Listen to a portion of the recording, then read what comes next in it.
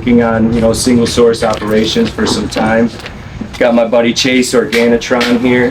Been doing it a long time. Him and I have known each other, and we've been, following this hash game since the beginning, really, and as well as organic cultivation. But yeah, I got a sun-grown celebration coming up that, is for outdoor cultivators.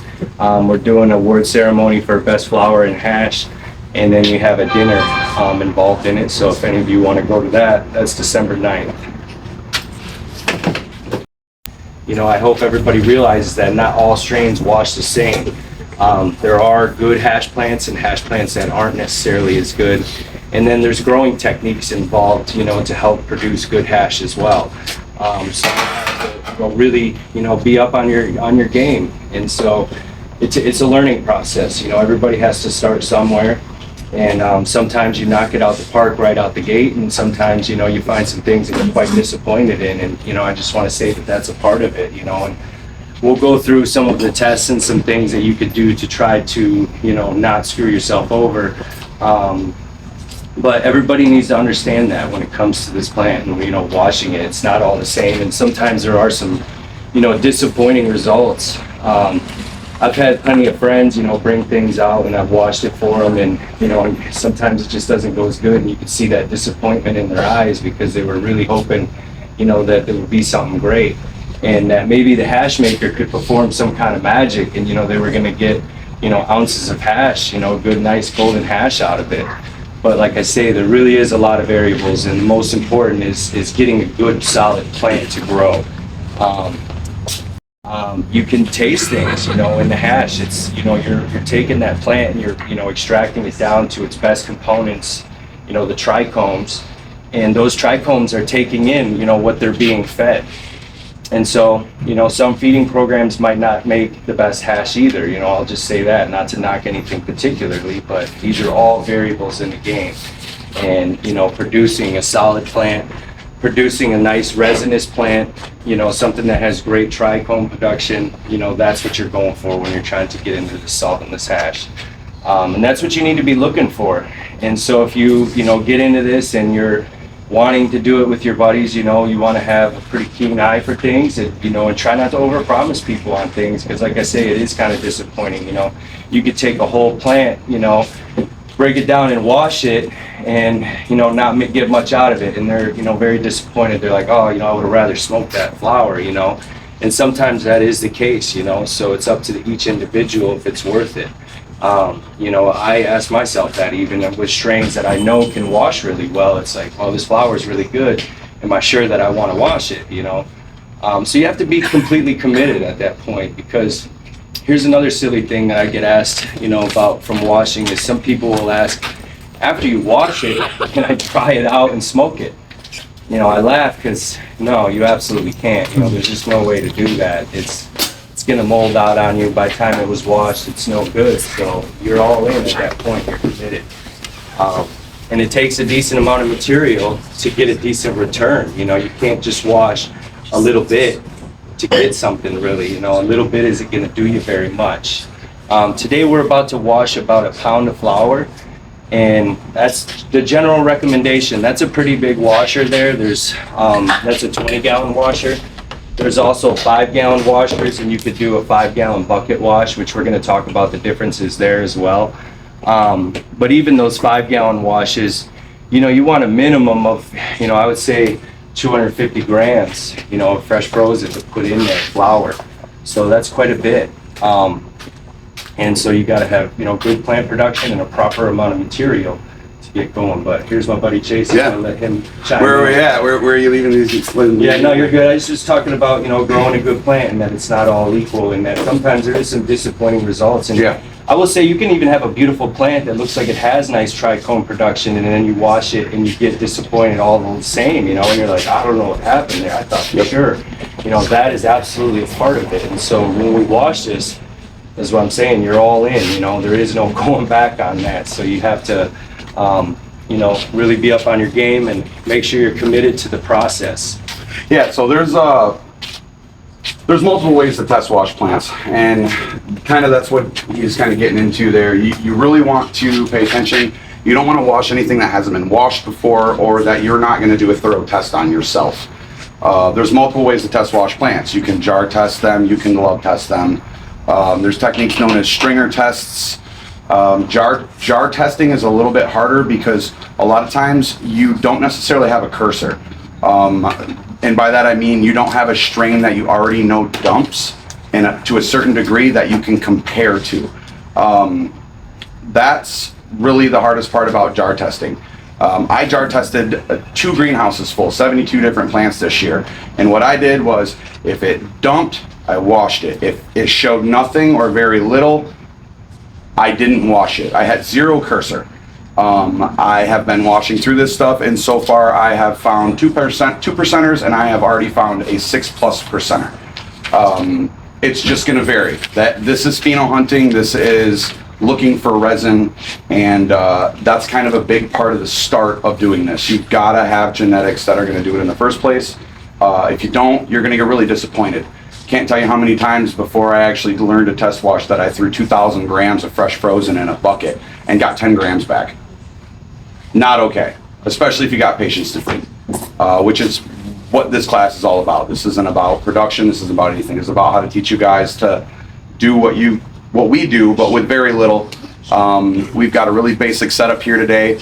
I tried to recreate something that would be simple for the home user to put together for themselves. And that's really going to be the key to today. So as far as talked about genetics a little bit, stringer test. Okay, so I'll explain the stringer test because I explained jar testing a little bit. Jar testing is pretty simple. You're just going to put a little bit of ice and water in a jar, a couple cubes, quart mason jar. I do about 10 grams of fresh frozen. You're going to put that in your jar. You're going to freeze that material all the way. I say overnight at least. Throw a couple ice cubes in it, fill it up 3/4 of the way with water. You're going to handshake that thing for 5 minutes, 10 minutes, give it a good shake, let it sit. You're going to let it settle, and then you're going to look at the bottom of that, and you're going to look for a settling ring of resin around the bottom of the jar. Really easy to do. Matter of fact, I don't know if it's possible to come up with a jar and some ice and water, but we might even be able to do that. Yeah, we could do one. We could do one. Does anybody have an empty jar by chance? It could be any size mason jar. Actually, while I'm on that, Robbie, I still need to get water into this barrel here, and I need some power over here. I've got 3 plugs. If that's something we could work on while I'm still going through spiel here. So we're gonna see if maybe we can get a jar test going. The stringer test is gonna be a little bit different. What we're looking for is resin that is bonding. You're gonna take and put a glove on. You're gonna go and you're gonna rub your plant. You're gonna pull your fingers apart. What we're looking for is goo, stringers. If you don't have stringers, you're not gonna get anything. If you rub that plant and it's grease, it's oil, like water, do not wash that plant. All of those terpenes are gonna go to the water. Your resin heads are not gonna separate. Also, if you're scoping your plants, everybody here by now should know that a trichome resembles like a mushroom shape. You're looking for the shape of like a long skinny stem with a large bulbous head. You do not want a thick neck and a small head. That thick neck is not gonna let go of that resin. It's not gonna happen. So, skinny neck, big head, they'll snap off. It's a big important part of collecting resin. So going through and making sure that what you have for material available to you is even viable in the first place. Do not waste your material. A lot of us got started with 4 plants and 1 light. Just don't ruin your whole 3 months, because you will.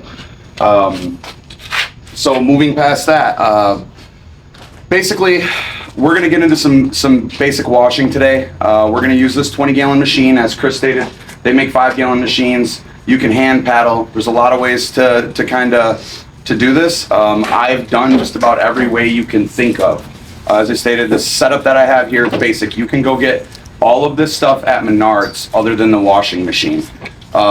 These washing machines retail for around $450. What's that? We saw washing machines.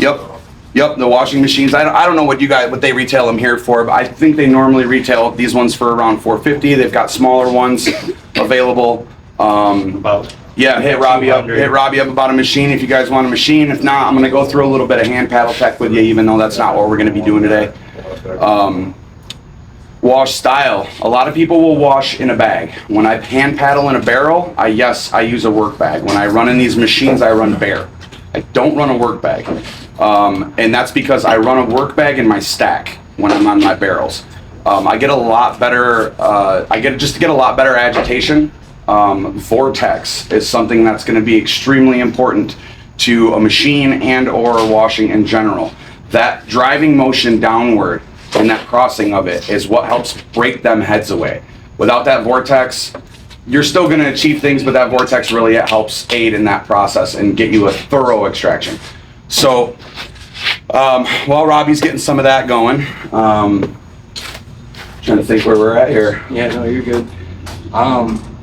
Yeah, while we're talking through this, we'll talk through some of the other paddle techniques and things like that for people that, might not use a wash. Another thing that I'll say, is drying.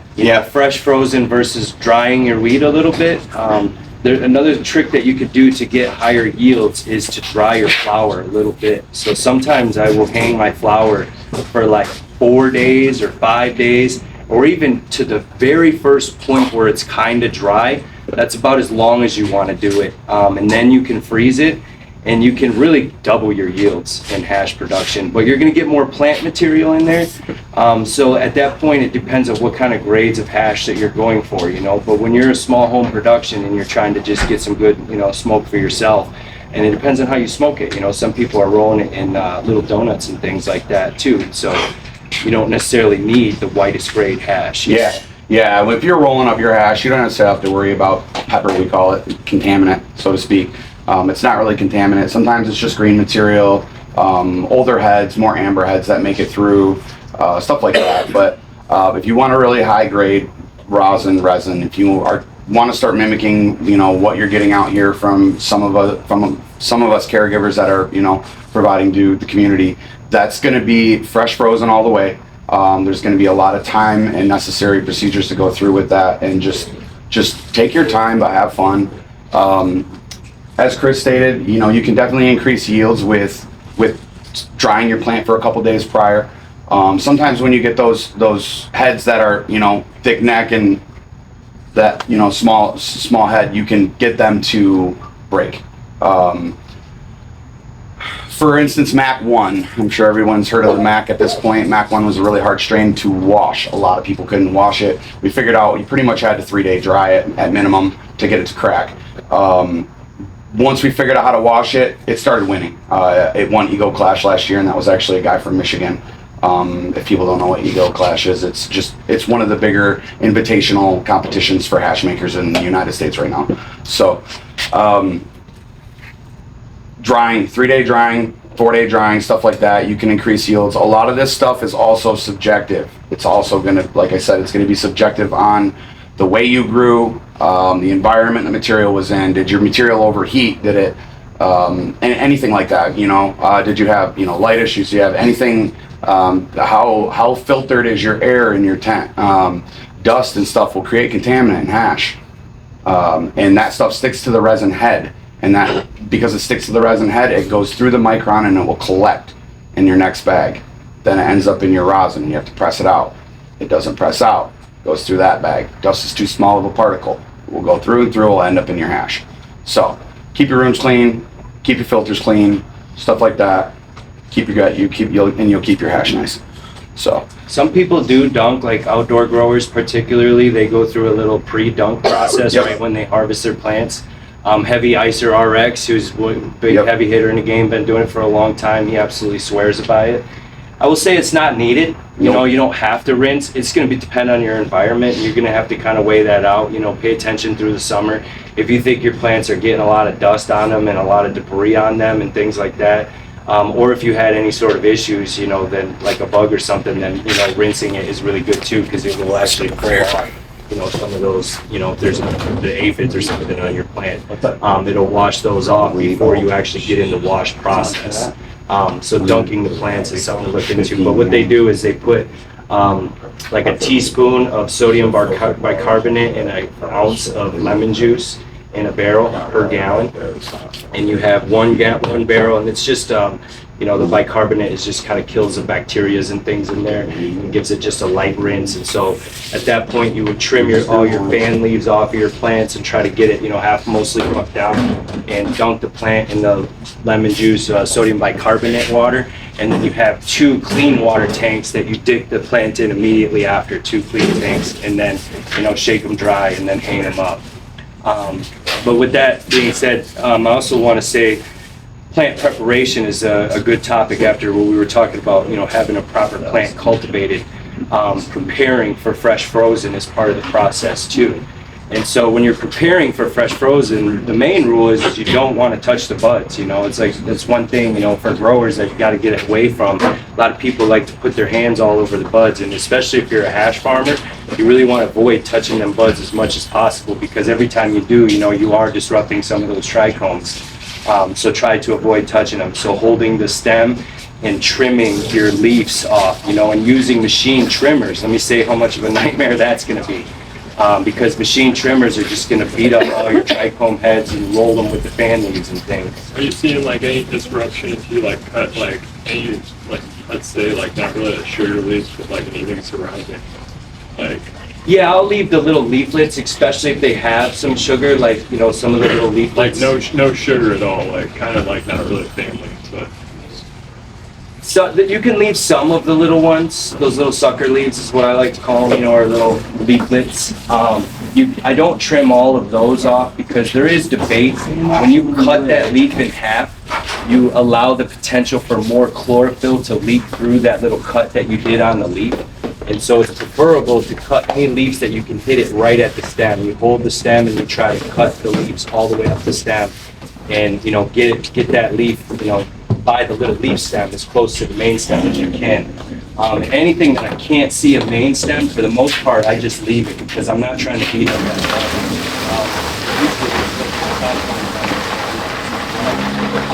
I don't want to just cut those little tips off, because, like I say, you can allow the potential to get more chlorophyll through there at that point. So yeah, preparing your buds and getting a nice trim, and then from there, you know, I generally set out parchment like he's got there, and I'll just clip the little buds off the stem. And my rule is no more bigger size than like a big marble, really, or a golf ball. It's like the biggest size that you quarter to a golf ball. Yep. Try to trim your nugs back down, you know, and, you know, tell people that you're gonna work with. That's the way you want to do it too. Yeah. What about like splitting your colas, like the medium? Break them down. Right. That's what I mean. Break you got to go all the way up the cola. Yeah, break them until all you the just way have to the that tip. top tip. Yep. Do not leave chunks, because then you really got to bust them down in the machine, and then you got to agitate harder, and you're liable to get more contaminant. As much as you can. Yeah, like break them down. 50 rules. Yeah, Yep, because by the you know, you just stem all the way up them, just, you know, bract for bract, you know, just knock them out. It's like, so. if you want to get going, we can. Yeah. Robbie's getting us water. We got some ice coming. We're about to get a wash started here. We've got some nice Picket OG over here, donated by Lamb Rising Party Camp. If you guys don't know about the Picket, it's GMO's cherry pie. It's a really good washer. Historically, you know, 5 to 6%. So hopefully it'll dump some good resin for us to like play with here, and I can show you guys a few things. We're gonna go through some basic air dry techniques. A lot of you guys, I'm sure, do not have freeze dryers. You can get away with air drying hash in a refrigerator. You have the space, you have an extra fridge in your garage or something like that. There's a lot of things that are pretty standard practice for hash over the last 20 years or so. There's a lot of things that I don't do. Pizza box is one of them. I don't do it. A lot of people, the first thing they'll go for is a fresh pizza box. It soaks up moisture, it holds the moisture, and then you're storing your hash in that with that moisture that was soaked up. And as I go through the sieving process, I'll explain why I don't do that, and that's because you're going to sieve multiple times when you wet sieve, and that's going to require you to change the paper that's under that every time you wet sieve, and that paper is going to pull your moisture after your wicking screen does. So, and as you sieve those multiple times, you'll change it every time, and by the last time, that paper won't have anything to suck up from that hash, and then it'll be left to just kind of turn into a nice little golden glitter for you. One thing if you don't have a dry freezer is, you know, when we're washing it comes out in a big wet clump. Yep. And so you gotta freeze it solid overnight and then come back the next day and you have to break up a frozen ice block of hash. This is exactly what it is, an ice block of hash. Yep. And you gotta get a little microplaner or some little sort of grater that's a fine grater. And you gotta break it up and get it to spread out as much as you can, you know. Yep. And that's why I'm going to explain wet sieving. Microplaning isn't bad. They're both really required. I'll probably explain a bit of microplaning.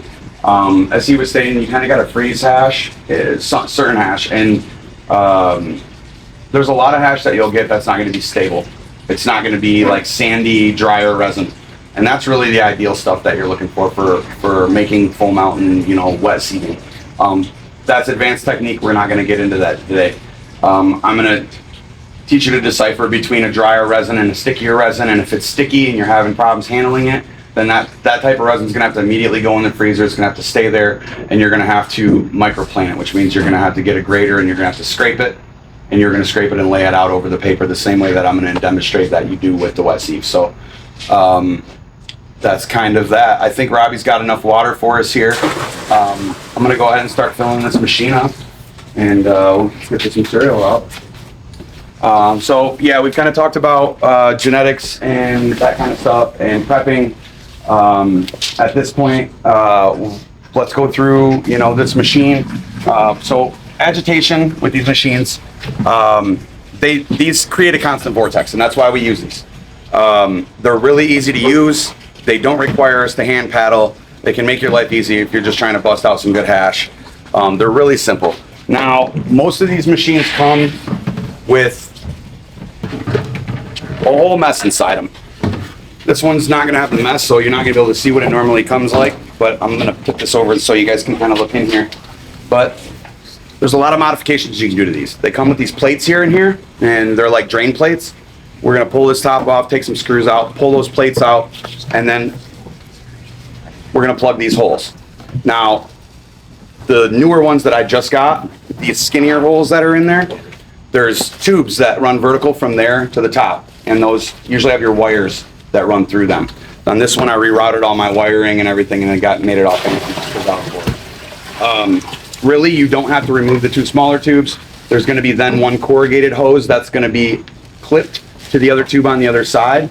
You're just going to want to put a plug in the end of it, clamp it with a C-clamp, and then zip tie it up high to the other one so it can't fall down. That is a overflow drain hose.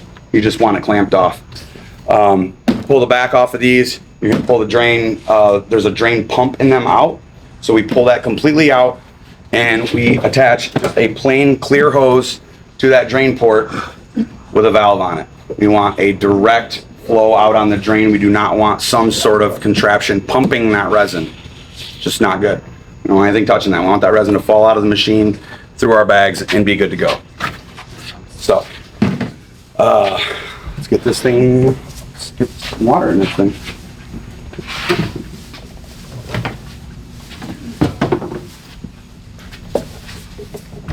That strip on?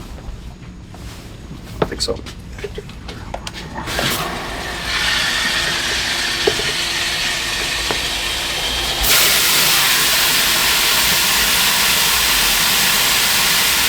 So this setup is just basic. I got, a brute barrel for water.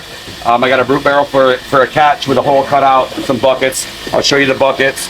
The most expensive part of this setup is this pump.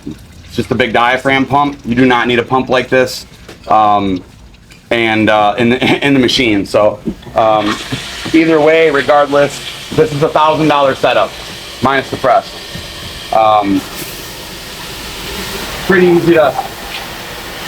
Pretty easy to put together.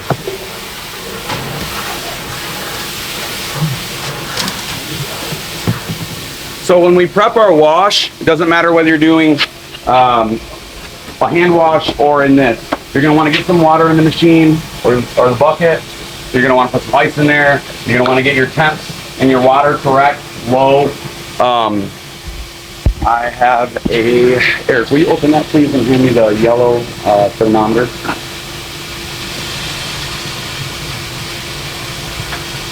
One of these come in real handy in the washroom. So, you know, scan your water temps. Make sure your stuff is staying cold all the time. It's really important. If you're washing in the winter, most of us are growing sun-grown. I'm a sun-grown grower. I do not grow much weed indoors. And I like to wash when it's cold outside. I don't have to run my air conditioner as much, but the problem with that is you need a temperature variance. You cannot really you don't really want to get below like 30 degrees.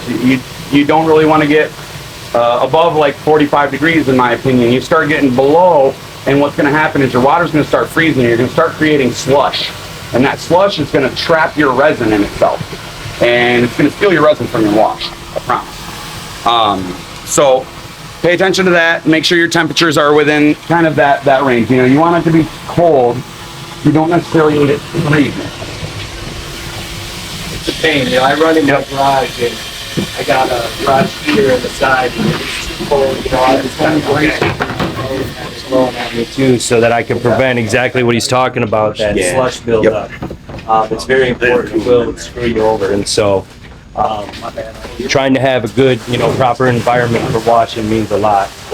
And this time of year, it's nice because you can get a nice natural cold room, you know, with the weather. It's, you know, it's why we got the door open right now, just to give us a little colder room in here. But yeah, too cold is a problem as well.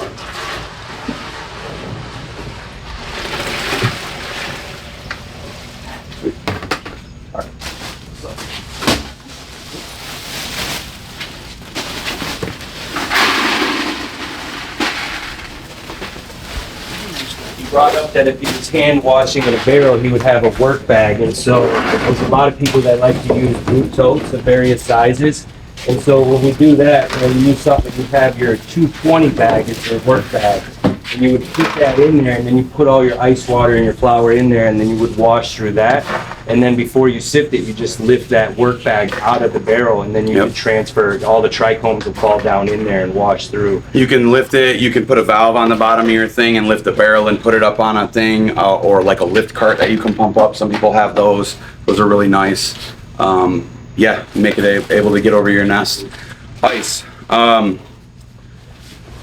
Not really able to pull it off the best today. I prefer to chill my reservoir before I do any of this, so I keep my ice content actually in my machines low. I prefer to run less ice. You do not want a lot of ice. Same reason as running too cold. A lot of times ice can break down, it'll slush up, it'll trap your resin. Also, it just kind of jams everything up. It's large chunks. They're a solid mass. They don't float freely through the wash, and a lot of times they can put more strain on your agitator, on your machine, to actually have to push that. So just got a little bit of ice here. We're gonna get this thing kind of cold, and there's not really much to putting your material in there. Once you've got some ice and whatnot in there, you mind handing me that spoon, sir? Yes. Once you got your ice in there, make sure that you're nice and cold. And just go ahead and add your material. And we generally let the material soak. You want the material to become, when it comes right out of the freezer, you want it to become pliable. You want that resin to kind of acclimate to the wash itself. Just kind of get ready for it to, you know, separate from itself. So just gonna go ahead and put that in there. I like to get everything under the water without agitating it too much. A lot of times you can just do that with your sprayer. Once I get this in here, you guys are welcome to like come up here and take a look in there and just kind of see what things look like. I'll probably do that quite often over the course of the night, so things like that you can get a visual on. So our material's in there, our water's in there, we're soaking. Depending on the amount of material is really going to depend on the soak time. I don't recommend for one of these 20-gallon machines that you go over 2,500 grams of material. That's kind of the max. And even with that, the first little bit of the agitation, you might need to, you know, stand there with a spoon and kind of help the first couple spins to get it moving. And what's your max for a 5-gallon? For a 5-gallon, I would say 500 grams on a 5-gallon. Yeah, let me just break it down like that. Yeah, you know, like I can fit 3K in one of these. You could too. I recommend just not doing it until you get a little bit of practice. After the first wash, after the first cycle on one of these machines, that material's broke down a bit and it'll run a lot easier. So that definitely helps. Because we only had probably, I was gonna weigh that, but I'm guessing that was maybe 800 grams. Yeah, but that's fresh frozen. Yeah. Too, so you generally consider that it loses half of its weight once it dries. Yep. So yeah, there's kind of a variance on fresh frozen to dry weight across the country. So a lot of the California guys call 2250 a dry pound or equivalent to like, which would be what 448, but it's actually like 454, I think. In Michigan, we call it 2K. I don't know why that is. It just it's kind of always been the standard since I've been doing this. We call it 2,000 grams a pound. Generally, yeah, when you're drying, if you dry most flour, stuff like this, you're going to lose 75% water weight to your dry flour. So that's kind of the explanation for that there. Based on the amount of material you put in and your soak time, normally for a full load, I'm soaking like 15 minutes. In this case, we're going to soak this for like maybe 5 more minutes. I'm going to give you guys a chance to come up here and take a look at this if you want. And then we're going to go ahead and get this thing started. And then we'll start going through setting up your bags and some of the other stuff. So go ahead and take a look if you want. What pump you have was overkill. You don't need that pump. You don't need that pump. What I do. He's doing this off, so he knows what he needs to bring and what things need to be. Keeping your tank clean is a big thing, you know. And you know, the more prepared you are, the better. Because as soon as you start washing, you know, there's no time to scramble for things. You know, it's a pretty time-sensitive process, and so being very prepared means a lot. Yep, I wasn't that prepared. I'm not gonna lie. This is actually my first big class, full class, we'll say, and I've been extremely busy with my own greenhouses. If any of you follow me, which was a lot of work this year, but I took on a good portion of Lime Rising's extraction this year, and if you follow him, he bangs. So my hands have been pretty full. Me and my partner Eric over here, my lab hand, have been at it. We washed this morning before we had to load all this up and come here. So this is about ready to go. What we're gonna do is we're gonna do a first wash on this, and on the first wash, I'm actually gonna pull that wicket and I'm gonna go through some wet sieving for full melt hash, and then we are going to prep the last of the wash. The last 2 washes or whatever are going to be just kind of laid in these pans and kind of laid out for my freeze dryer, which, like I said, I know a lot of you guys probably don't have freeze dryers, but I do, and unfortunately, in order to correctly finish a lot of this, I'll have to put it on dry ice on these pans and take it home. So I do implore anybody, if you can find a way to get one, a used one from a friend that's working, Tractor Supply sells them, Home Depot sells them. You can get a home unit with a four tray rack for around $2,500 now. A little steep, but they'll last a long time. You can make a lot of product with them, in which there's obviously ways to recover that, you know, and if you can make some good hash, I'm sure your friends will support that. So let's go ahead and give this thing a whirl. There's a low and a high setting on these. I generally run it on the high setting. I've found that even bare washing, these things do not really over agitate, and you can kind of just let them go ham and do their thing. I haven't had an issue. If there's people telling you that these over agitate, it's not the machine, it's that they're not rinsing correctly, or they don't have enough pressure in their rinse. And I'll go through that when we are actually doing some rinsing. So. If this was a full wash, I would run this 15 minutes in this machine. When I'm hand washing, we run roughly 20-minute paddles. And on a 3,000 gram wash, if we were hand paddling, we probably wouldn't run 20s, we probably run 15s. And we probably run 3 runs of 15 minutes. And a lot of that is also arbitrary. You're gonna kind of learn your strains as you go, and you're going to learn which ones start to taper off. And a lot of times you're just going to learn to look for that taper off, and with the heads dropping, and just decide, okay, this is done. I'm not going to go through this again. That's a good point. So if you could get it done in 2-3 washes, how nice would that be? But the reality is you're never going to get it done in 2-3 washes. You know, you really got to at least get 4 or 5 washes in.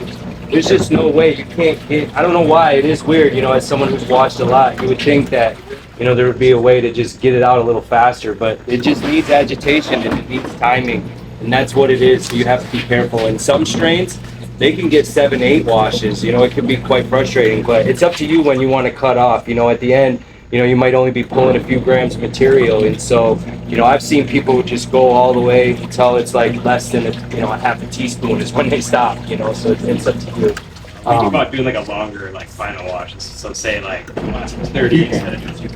Yeah, and if you're hand washing too, if you really just want that food grade or whatever, you're gonna keep it. Even if you're gonna keep it separate, even if you're gonna add it to it. A lot of these people are, you guys are making medicine for yourself, you know, and you're gonna want to just put it all in there. You don't care about what people think of it or whatever. You want the most bang for your buck because it's gotta last you. Give it the beans. You know what I mean? And I guess to elaborate on how these machines don't beat material up. Straight up, you pack this thing with 2,500 grams, and you can run this thing 315s. Or more, 4 maybe, and not pull in between. If you want to just get it done because you're just trying to make some medicine for yourself, come back, turn the knob 3 times. Then drain your hash, pull it, put it in your freeze dryer, sieve it, whatever you're gonna do. Now, if you're wet sieving hash, don't do that because you're gonna have a lot to wet sieve. And if you're a rookie, you're gonna scramble. Just ask Aaron. There's not very many people around here that do air dried hash like me and this dude over here. If you don't follow Baskin Robbins, you should. Yeah, wet sieving's kind of a different game. I want to teach more people to do it. It's really scary, but just don't stop in the middle of it because you'll ruin it. You gotta push through. That's all I can say about that. Let's talk about bags. There's a lot of different hash bag companies out there. A lot of different bag companies out there. I prefer Rosin Evolution, always have. I prefer an all mesh bag, always have. It's really important to me. It gets better flow. It just works. Also, they're a good price, and you can replace them, and you can keep multiple pairs when you're a production guy like me. If you get something sticky and it jams the bag up, you don't have time to stop and clean a bag. You need to grab another bag now. And when you spend $500 a set on bags, you probably ain't got multiple sets. And when you wash 300,000 grams a year, you're not blowing through $500 sets of bags. You find a good quality. I find that quality with Rosin Evolution. They've got a website. You can order everything from there. Hit me up in the DMs. I got some discount codes I can give you guys. So we're gonna go ahead and line these up. You're gonna order your bags. You're gonna start with the smallest number, which is usually gonna be your 25 bag. I do not run a 25 bag. Jams up most of my washes, and 90% of the time I do not find that I get much. Some of you are gonna wanna run a 25 as far as that goes. That's up to the washer and the grower. Some strains do put out good 25 heads. You will find some good full spectrum hash. You're just gonna have to do the work. But that's also what I was explaining about that. Try to give you guys the tools to just figure this out and move forward. And there's gonna be kind of a long journey after this ahead of it. You're gonna have a lot of trial and error, even though I'm giving you as much as I can give you notes-wise. So we're gonna go with our 45 bag first, and we got our 73 bag, which is generally where your main pull is gonna be. A lot of people will run a whole 8 bag set. I do not run a 90 bag or a 120 bag unless I'm doing full melt. In this case today, I'm actually gonna do a full spec melt because I really didn't want to deal with all of it, and it doesn't really make a difference to me. I think it's a great resin. It's usually larger resin heads. So to me, a full spec melt should be extremely viable. And this is just because I'm aware of the materials because I wash a lot of it. So 160 bag. This is usually going to be your last viable catch bag. Generally, anything in the 160 is going to be between 160 and 189 if you're running your 190 bag, which I really recommend because that is a contaminant catch. But this also can be a contaminant catch. Your 160 is never going to be the prettiest. Sometimes you get an anomaly. You get a great strain that puts out huge heads. I just washed a Snowman Skittles cross, 6.5% to melt, and there was more 160 to 189 in the bag than there was 73 to 159. That's extremely rare. Rinse, rinse, rinse. If you look like you have good hash in your 160 bag, rinse it through. A lot of times when you're rinsing your bags through to the next bag, so the bag under it catches any hash that has slipped through that micron. I recommend lightly rinsing your 160 if you see it whop like that in there over the next, but then take it out and rinse it over the sink, because you're gonna lose a lot of contaminant, and you're better off with a loss on that and it not gumming up your stuff if you want some better stuff. If you really want to see something amazing and you've got a load like that in your 160 bag, do yourself and take the time with it, because it's really rare and it's something you can be proud of and show off to your friends.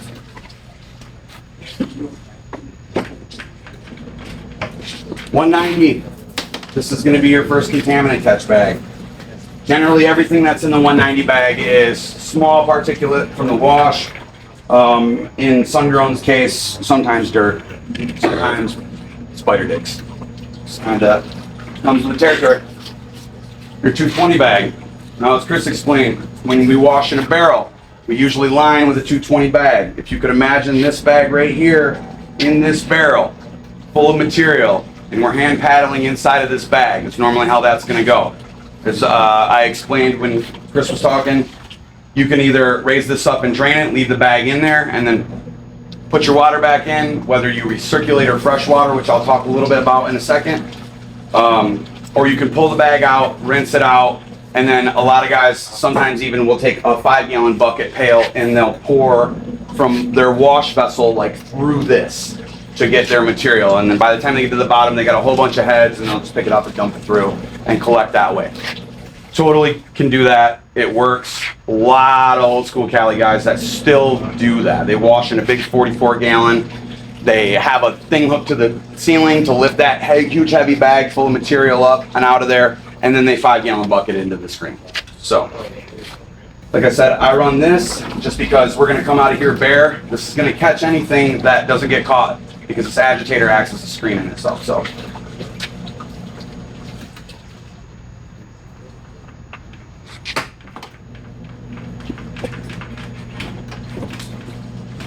We got about 3 minutes left on that. So, there was a gentleman that was going to bring me some screens. This guy. What's your name, brother? Evan. Evan? Thanks, man. I really appreciate it. All right. So, when you're doing air dry, these are your best friend. You need these. These are 15 micron screens. These are going to be smaller than your smallest bag. Really important. You take pan, line it with some paper towel.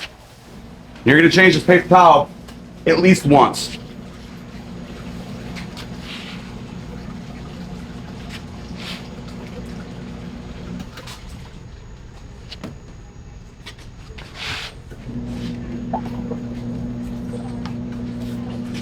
Screen on your paper towel. And when we scoop our hash out of our bucket, this is where it's going to go. It's getting air dried. We're wet sieving it. This is the prep for that.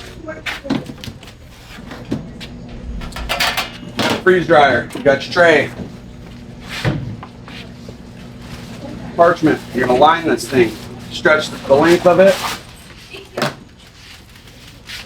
Generally pretty simple. A lot of people will cut these and leave it open to go in the freeze dryer. I do not. I will fold this thing directly in half.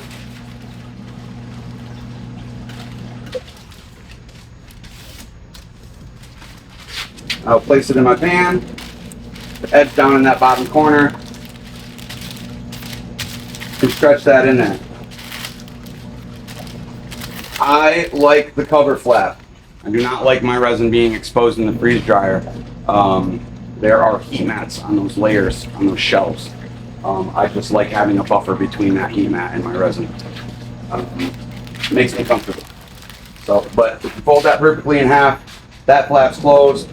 A lot of times you can back fold these before you go stick it in your dryer shelf. If you got a dryer, you understand why. If you don't, you'll know when you get one. I like to write my numbers on the side of the pan, so you're not writing it on your paper. Sharpie can bleed through this paper into your resin.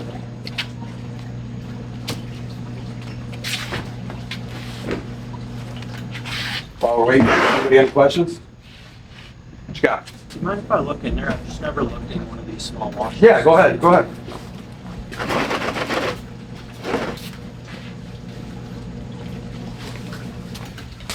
I got a question. Yep. So the bucket right there, you say the one in the group that you made or you bought? These I made. So basically, this is what the nest consists of. I cut a hole in this lid.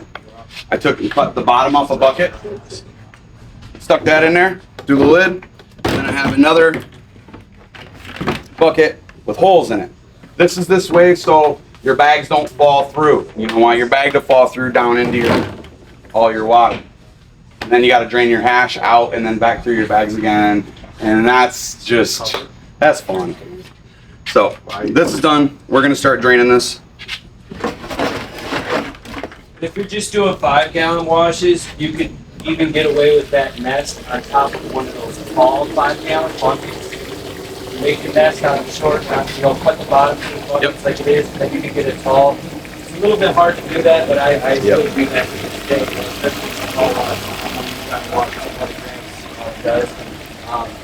can do that easily like that. Yeah. This is very convenient to have more area for the water to just flow through pretty freely. Because that last bag can hold a lot of water, and you got to be careful pouring that hard when you're only going into one 5-gallon bucket, because those bags will just blow right up on you. So you got to be a little bit slower sometimes, or maybe take your stainless spoon and hold the bottom of the bags down, control your flow a little bit. But having that extra breathe room makes a big difference, and he's able to just dump freely like that. Yep. One thing you can do, if you've just got a 5-gallon bucket at home and you just want to line it with these bags, 220 bag on top, put your material, a little bit of ice and water in there, and hand spoon it, go right at it. It's real easy. You don't need to have these stacks. You can wash your material, you pull your 220 bag off the top, and then you just pull them out as you go. Get yourself another 5-gallon bucket to stretch your bag in so you can scoop and you can pull one out. So for instance, if this was just a regular bucket, you would stretch it the same way that I'm doing and collect your resin. Real easy. Big mix around a little. Yep. Rinsing. Rinsing is an extremely important part of this process. You're gonna rinse your material down very well, always. Sides of the vessel. And then make sure you give it a couple good rinses. You want to really flow that out of there. In this case, pretty simple.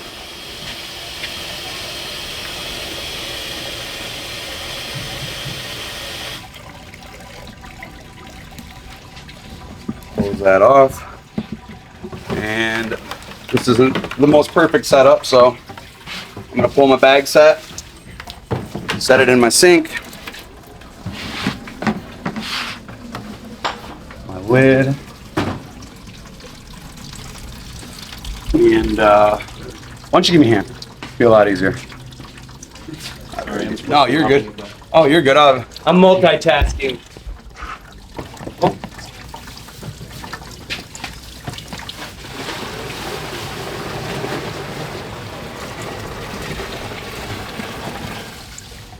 Now, you can run clean water every time, if you like, if you have that much water. I do not, mostly because I do not have that much water. I also like recirculation. I like the idea of my material continuing to wash in the terpenes and whatnot of the wash. If you had a really dirty, full-term, sun-grown, no-cover season, you've got some bugs, some mildew, stuff like that, you're going to want to change your water. Don't condone washing stuff like that. Don't make yourself contaminated medicine. A lot of people are going to do it anyways. At least do yourself the service of constantly changing your water if that's the case. Some people, they've got to save what they have because it's all they got and they're sick, and it is what it is. So Now that our water's back in there, we're gonna start rinsing these, but I'm gonna crank this thing back to go and let it start on its second wash. We're gonna get start rinsing these. Second, I'll just talk about my setup a little bit. Yep. I bought these milk valve things that are pretty nice. You can get these things, and so I got this, and you can tap this right in the bottom of it, and you can set it on a table like he has the washer here, and then I hand paddle. And we can talk about hand paddling, but what I like to do is push down. I like a big paddle, and I like to just come around and just kind of push it down and push it through. So, Let's get to shooting. your first couple washes hand paddling, you just want to be nice and gentle. Go at it later. But this allows you to just dump the water similar to the way you did the hose. Put it back through. So there's other ways to do it. You know, you can do it like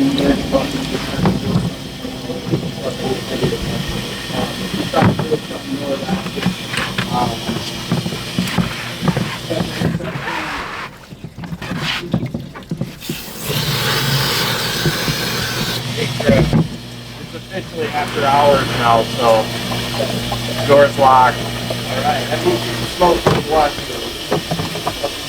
All right. Step outside. If you don't want to, you're about to smoke anyway. Blazing. So we got our man Organically Blunt here filming for us today. I think he's gonna end up editing this and putting it out. He's filming some of this bucket stuff so you guys will be able to see it after the fact. We've got our 160 bag pulled up, it's rinsed. I'm gonna go ahead and put that on the dry screen. 160 generally loses its water pretty quick. We're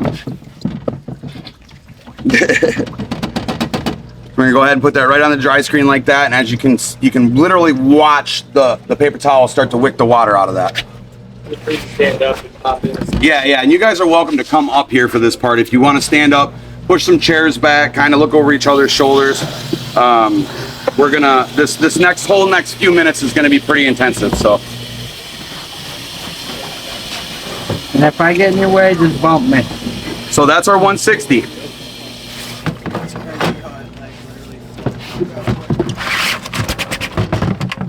After you pull out of your bag, make sure you run them inside out, rinse them out, because by the time you get back to it again, it'll be sticky. You don't want that because then your resin won't flow through it for your next wash.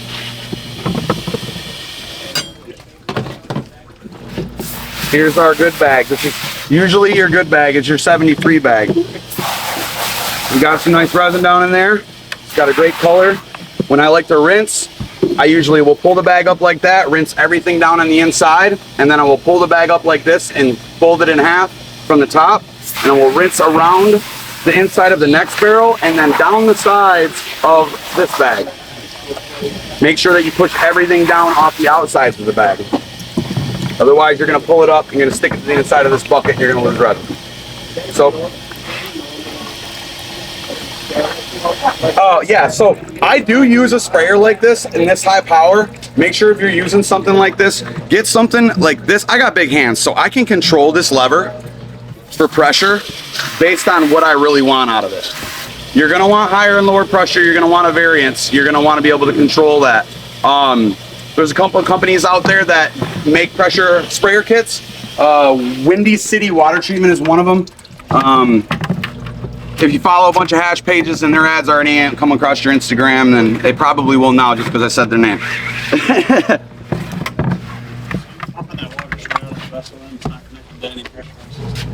Just this diaphragm pump. Yep, that's it. That's it. So we got this nice 73. Pulling that up here. We're gonna get this on the dry screen here. So when you're doing melt like this, you actually do want to get most of the water out of it in the bag if you can. When you're doing a freeze dryer, you actually want this like a thick pudding. You want water in it. And that reason being is when you're using a freeze dryer, the freeze drying in itself or lyophilization, what's going to happen with that is you need the water in between all the resin heads. It's going to turn into a gas, and it's going to leave all them resin heads separated, and so it's going to leave gas space in between all that resin, which is going to allow that water vapor to escape it.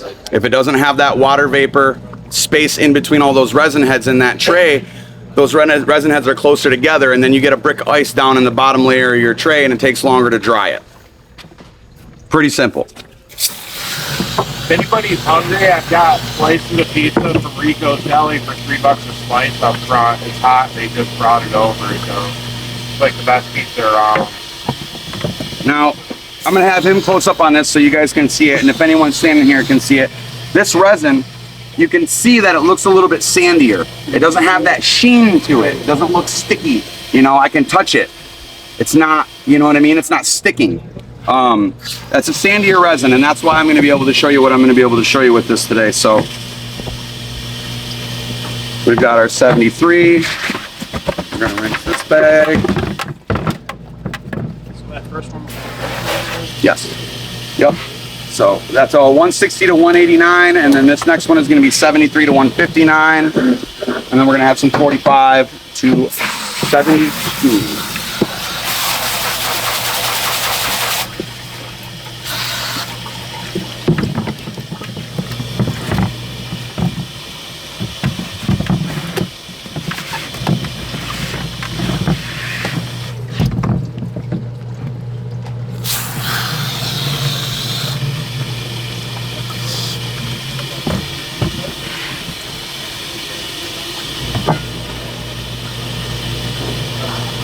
See, as you can see, the 45 bag already drains pretty slow. Takes a minute for that water to get through, and you can kind of scrape it across. It'll help kind of agitate it. Once that resin settles in its place, it's blocking those holes. So Out of these three, which one is supposed to be the best? the 73 to 159. It's that yellow string bag. Generally, your 73 bag up is usually your good stuff, like between 70 and 160. Use any sort of shaker? Like to settle? No, I don't. I should do something. I gave myself bilateral tennis elbow last year. We washed a lot of hash. We washed a lot of hash, man. All right. So now we've got our first pull done. We'll go ahead and put these bags back in here, so they're ready for the next one. And then we're gonna go do some wet sieving. Last bag is 45. First bag is 45. Second bag, 73. Then your 160.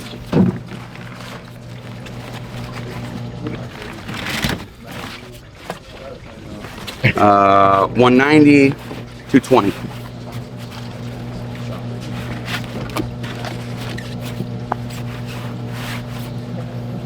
And you can dump that material out of there. I generally, it catches. I don't have a problem with it. I don't get stuff through. Besides, if it did, I know how to rinse. A bit different. I'm gonna line this one down the center, and I'm not gonna fold, because I'll fold the wings up over the hash after it's done to cover it.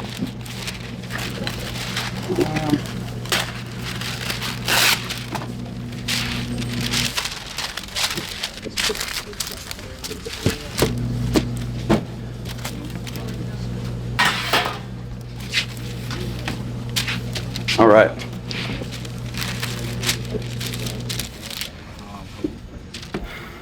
Now, I'm going to do the 73 first. Actually, let that get.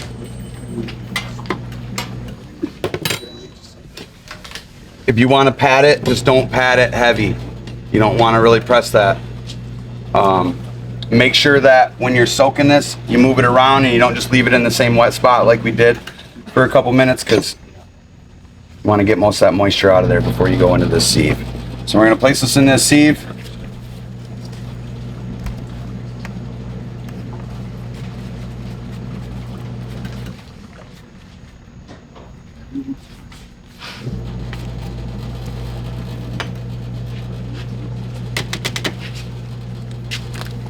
And then we're going to work this through this screen. Now this is the scary part, because this is wet hash, and it's going to look like it's going to smear in the screen, but it's not. We're going to break that up first into smaller pieces, and I usually chop it down. And this isn't the ideal spoon. I would just use like a regular kitchen, like, you know, eating spoon. But I can make it work, so. All right. As you can see, there's already some that's falling through the sieve there. So you're just gonna go and work this through. You're gonna kind of scrape back and forth and tap. And scrape and tap. And you wanna be more worried about evening that out as you're tapping than you are when you're scraping. Generally, as you're scraping, it's going into the screen and it's not quite going through the screen. So we're gonna tap this out. We're gonna make a couple trays of this here. We're gonna leave this out to dry.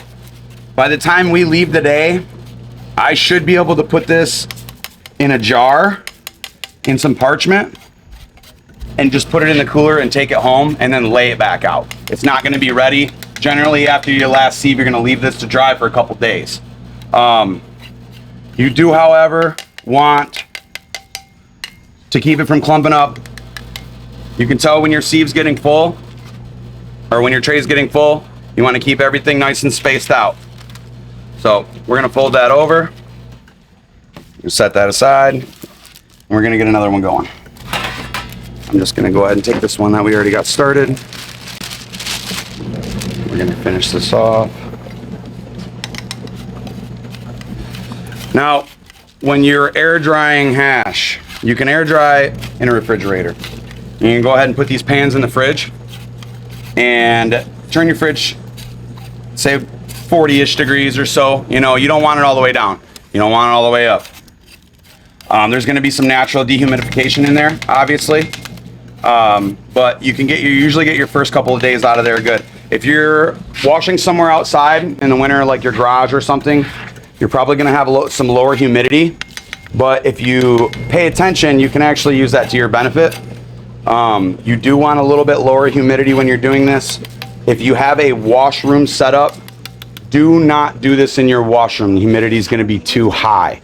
Generally 40 degrees, 40% humidity is like what I like to aim for when I'm doing full melt hash.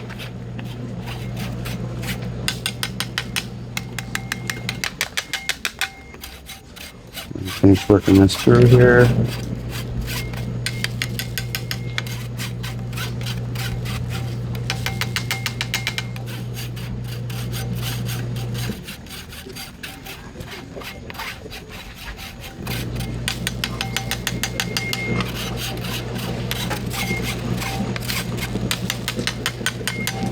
Just go back to this pan, lay a little bit more of this out there.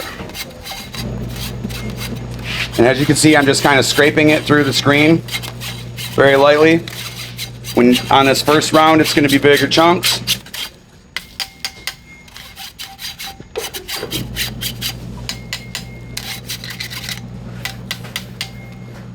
All tapped out.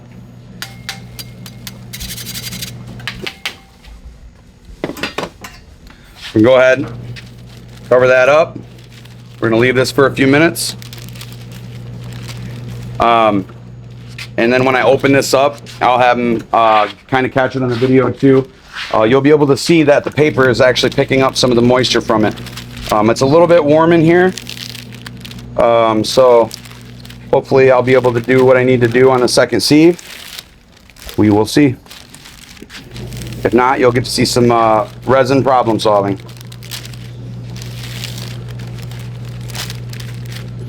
I can figure out how to fold this damn paper. All right.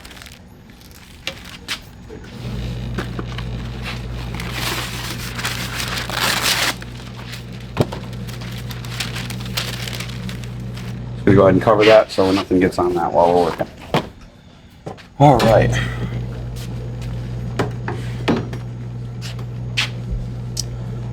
You're going to repeat with the same microns, do the same thing, separate them, different pans, mark your stuff, lay it out. I am basically going to take this and fold it in parchment paper, and we're going to put it on ice, and I will finish this one at home. Just then that way I don't have to try to carry so much melt back. We'll make it easy. So.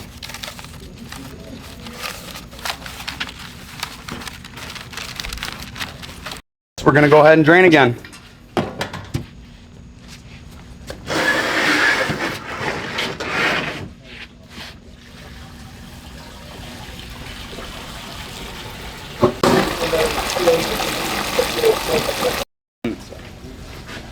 first wash can have some contaminant in it. If you're washing for full melt, you really want a higher grade. I'm not saying that you're going to get better hash out of a second wash, but there is a theory that the not necessarily most ripe heads, but the heads that are almost perfectly ripe are going to make better full melt because they are not to that amber point where they're going to discolor your hash. It's going to start to turn brown, and that's just oxidation happening because that resin head has already reached its lifespan, so to speak. With a second wash for full melt, a lot of times you're able to wash away contaminant. You can then, as I stated with your first wash, you can then on your second wash start with clean water, throw out that whole first wash, and know that your second wash has actually started. Everything's been washed away. You're now extracting heads from that with clean water, and you can actually get, depending on the plant, some better full melt. It's not uncommon for me to see a better colored and a better smelling resin off the second wash. It just depends on the plant. It also depends on the ripeness of the plant. A lot of that's going to be subjective, and a lot of that's going to vary on your grow. You will find that if you're growing indoor especially, every run that you do is going to be different when you extract it, and those variables come from your garden. There's a reason that everyone says credit to the farmer. Pay attention in your grow and you'll make great hash. If you do not know how to grow good, I suggest finding a grow class next and maybe take 2 steps back, and I hope you're taking notes and you've got this information saved because you're really going to want to work that out first. Or if you got a homie that just don't have time for this and he's good at growing and he's got volume, start figuring the hash thing out and you might be your buddy's guy next year. Just saying. Would that be lighter if it was colder in here? If it was colder in here? No. Your hash color is never going to be dependent on your washroom temperature. Your color should be locked in as soon as that material is frozen. You can, if you really want your material to be solid, when you cut it, put it on dry ice immediately and lock it before you put it in the freezer. It will make it frozen dead solid. You can put it in the freezer. It's frozen solid quickly. That is going to get you the best terpene retention and best color retention. Make sure your freezers are backed up. Make sure you pay attention to them. Don't leave them unplugged. Make sure they're turned all the way up. Things like that. You can have color change in your freezer, but yeah, your washroom temperature shouldn't really affect that. Do you believe about like the too cold? And yes, absolutely. So I talked about that kind of at the beginning of class. If you're too cold, you'll start to slush up. Oh, no. You know, you're only going to lose terps at higher temperatures because terpenes do not gas off until generally most.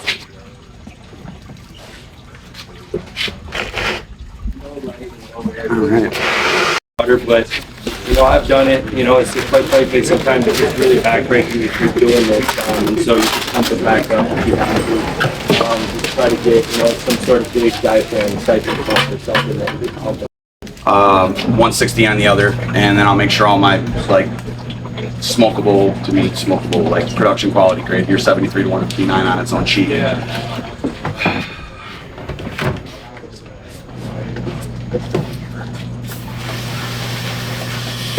Rinse down, contaminate out.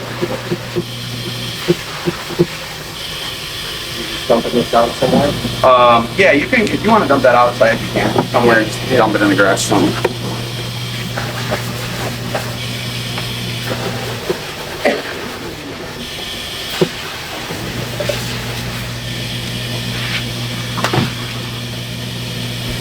Some people want to separate a whole bunch of microns. It makes it a lot more tedious. You know, you see the process that he's going through to get this out. And at the end of the day, you know, you got to fill a little bag to press this, you know, what we're going to do here next. And so you need a certain amount, preferably, which we'll talk about later. And so a lot of people are running 4-bag sets now. And so you pick your 4 favorite numbers and you run those 4 favorite numbers. The bottom bag can be a 25 or a 45. Some people don't like to use the 25s. They think that you're getting too fine down there, and so they're using 45 as the minimum bag. That's also your choice, you know, and knowing your strains. You know, you are losing a little bit, you know, if you just go with the 45, but you're gonna get, you know, some really good hash for sure, you know. So in wash, I'm gonna go ahead and I'm gonna put all of this hash on one tray just to make it easy. So we got our 73 bag here. It's our next scoop. Obviously not as big of a scoop as the first pull.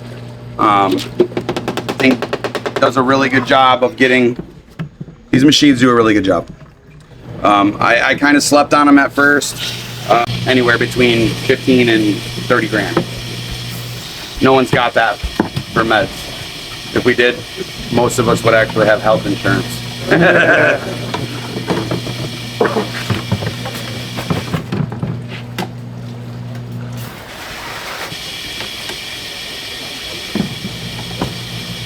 But you see why you gotta wash it a couple times. It takes like just the outer layers of trichome heads off first, and then as it just keeps working, you know, some of those inners. And this is where having a proper bud preparation and not too chunky a bud, because otherwise you're gonna get a lot of those trichomes just locked inside the bud, and it's hard to get them out of there. That's the whole thing is that you're trying to do is, you know, get the trichomes out, and it just takes time. It has to work through the bud.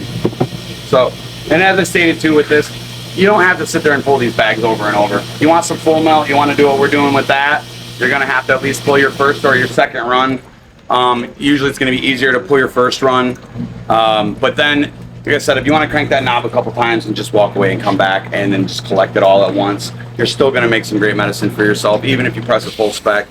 And matter of fact, I'm probably going to do it myself for a bag of stuff that I have in my own freezer at home, and I'll post a video in a few days, sometime next week, of that. So, you know, and I'll tag these guys in it, and just kind of reference the class so you guys can see that, you know, these machines really are a lot nicer to stuff than, you know, than you would think. So, also saying that, what Chris was talking about with collecting, or I'm sorry, with preparing your material, a machine like this is going to make it easier for chlorophyll release if you're chopping the shit out of your material.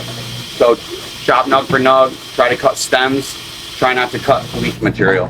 It really helps.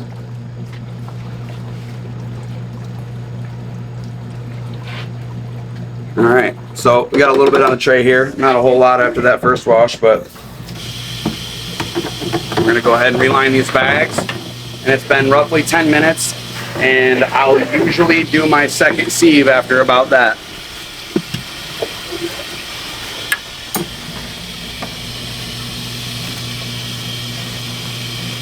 Oops. Ah.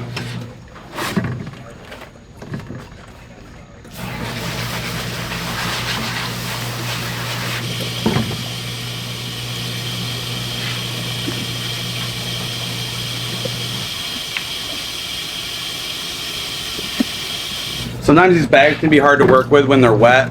Quick little trick I found is if you take your sprayer and you open the airway on it, you can literally spray the next bag to the edge of the bag before it and then wrap it, and it makes it really easy to get your next bag in there.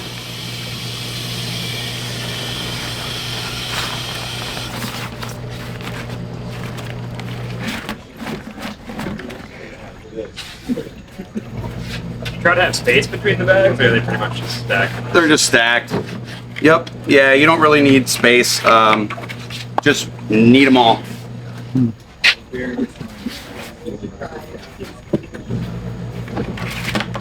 All right. All right. We'll go ahead and give it some water real quick. Yeah, let's pick this up and go outside real quick. You might just want to be smart and have a couple sieves, because if you do drop it or something like that, and it is sticky, you're liable to end up with a bunch of fiber on it anyways, and in which case it's going to need to be cleaned with alcohol, and you're going to want to have another sieve just like you had another set of bags. So I'll go ahead and set that there, and now I'll have you come over here, and you can see already how this paper has picked up that moisture on that hash.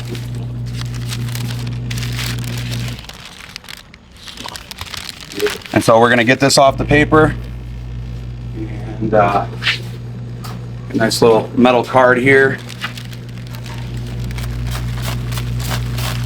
We're just gonna kind of rub that down really lightly. Do not press into it. Remember, we're working in a warm room right now, so this is gonna be a little bit trickier than normal.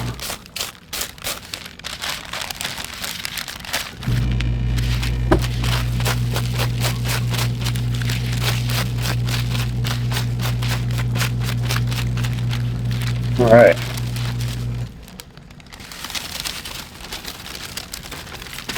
So generally I'll do this within 10 minutes or so of the first sieving. I'll go back for a second.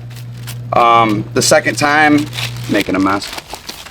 The second time I'll usually wait about 30 minutes. And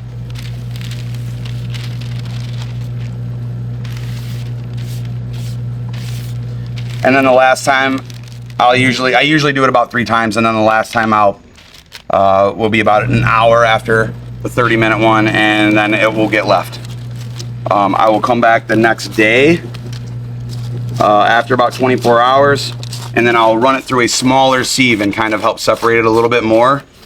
And then I usually leave for like another 48 hours. Don't touch it. And then when you collect it from there, I'll run it through a sieve again before it goes in the jar. And then when it goes in the jar, it's just glass. Just nice little unicorn tears.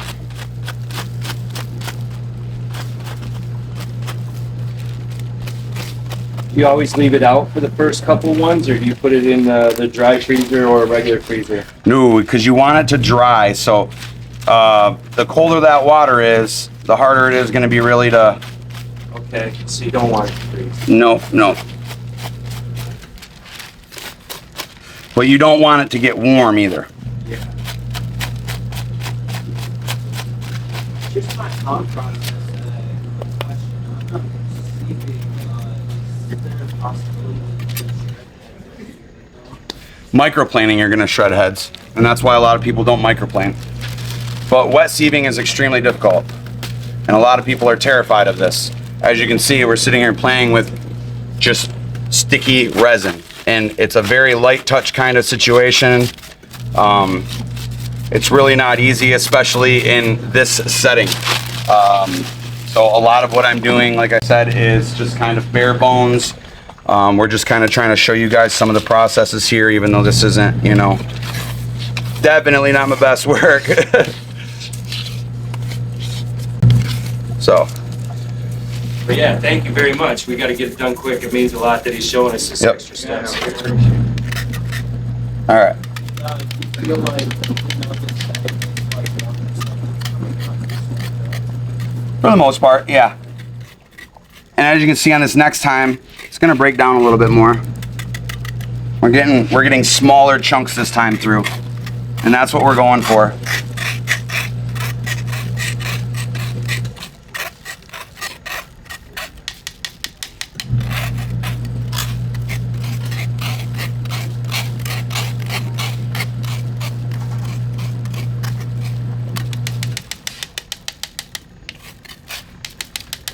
Chris, can you hand me my my other spoon?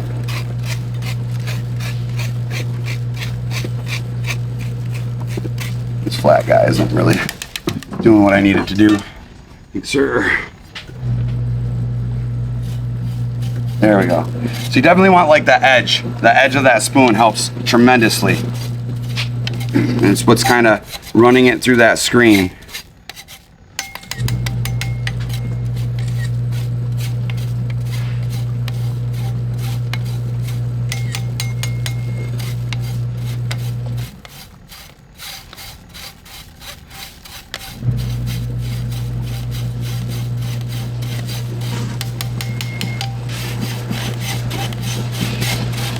As you can see by now, there's a lot of moisture out of this, and the more moisture you get out of this, it actually, a good dry resin, like I'm talking, a sandy resin, will actually get easier to work with as you're sieving it.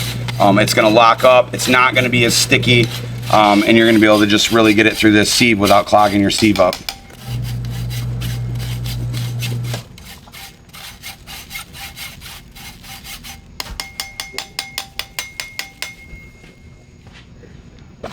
right. Got one more there. So we're gonna leave that.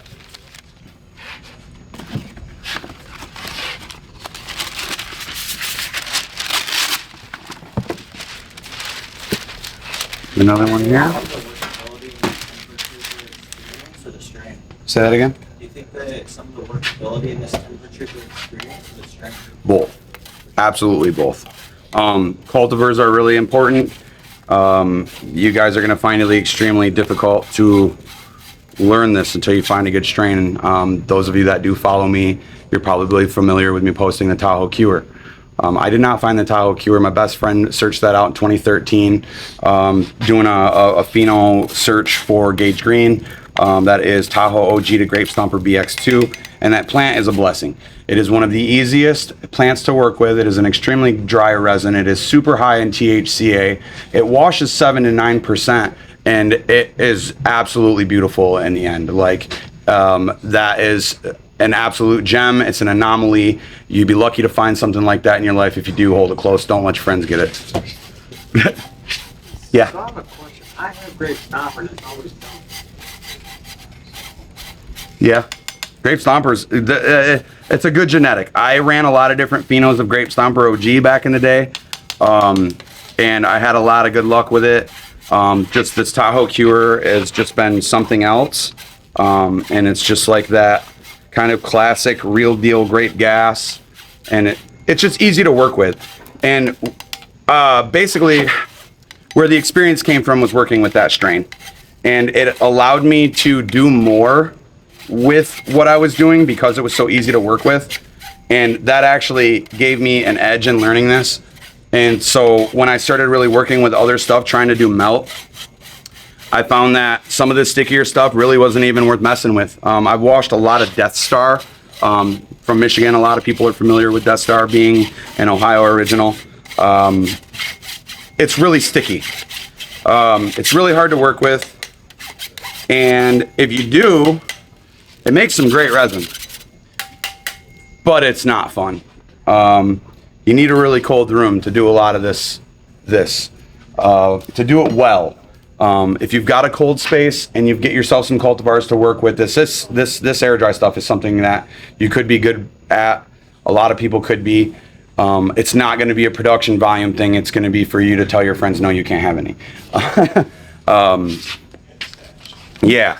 So, yeah, it's fun. Do it for yourself. People that learn to full melt, there's nothing like it. Yes, it leaves contaminant in your banger. No, it won't kill you. Yes, it's better. I implore anybody to get a dab of full melt from the same thing that they make rosin out of and tell me which one hits them harder. Guaranteed melt's gonna put your ass to bed if you're not a melt smoker. All right, so our second sieve is done and our washer is done for the third time. Cover that. Make sure we're not getting dust or hair or whatever else around us is in it. We're gonna go back over here. Hey, this is gonna be our last wash here, or this was our last wash here. This will be our last drain. And then we're gonna go ahead and get some of this stuff on ice. We'll run through this last sieve, and we'll leave that to lay out to dry. And we'll go through some more Q&A, and I'm sure there's quite a few things that I've missed that I'm gonna wanna talk to you guys through. And then if you some of you stick around a little bit, you'll get to see me sieve that hash 1/4 time to get it into a jar to get it transported where I need to get it to go, which isn't going to be standard. But if you've been watching, you'll be able to see the progression in the actual drying out of that resin. So really important. Drill bit that fits in. I don't like doing that in 5 gallons at all because it's too tight. It's really beating the buds in a little 5-gallon system. But in a 20-gallon system, you have a lot more room and you can actually use that drill bit and get that vortex going and move in the water, and it's not, crushing the buds not nearly as much as it would be in a 5-gallon. But the drill bit paddles can be a helpful tool, especially if you got a lot to do. Yep. Only downside to bear wash, you got to pull this material out of here with your hands, which is fine. When you're done, I just, right into your water, drain it out, rinse it down. Can be a little bit of a pain in the butt. Shop vac works really well if you have one. But that's pretty much it. And if you're an outdoor gardener, just take that material and dump it right on your beds. Your compost. Dump it right in your compost, or dump it right in your beds where you're growing. If you got like a big garden bed, you know, I dump them all over my garden beds. And especially this time of year, by the time, if you spread it out enough and not just chunk it, by spring it's very well broken down. So depends on how you're running it. It's definitely going to provide oil and, you know, micronutrients, or not oil, but terpenes to your soil mass.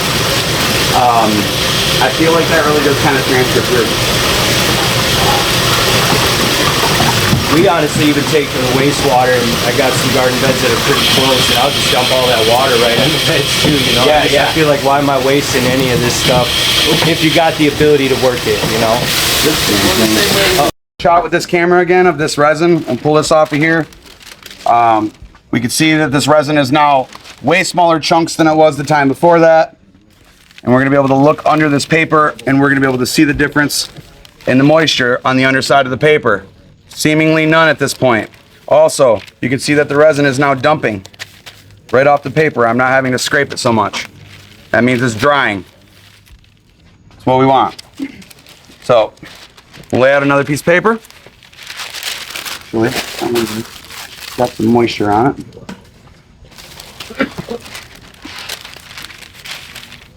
And now, because this is getting thinner, I'm gonna go ahead and I'm gonna try to just like fit it on this one piece really nice and even and spread out. So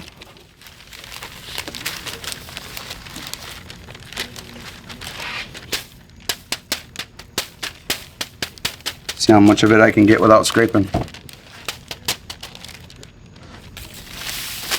That's what we like to see right there.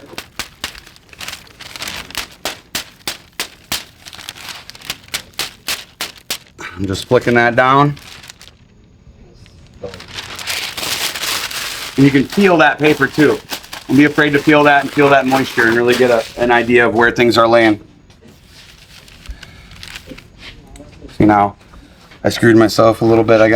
Picked up a pan or something, but I got some water droplets on my hash here that I'm gonna have to dab off. Make sure it doesn't cross over into our sieve. Do not want that. Same deal. I'll fold this guy up. We're gonna see the moisture. We're gonna look at that a little bit. We're gonna flick it down, dump it out.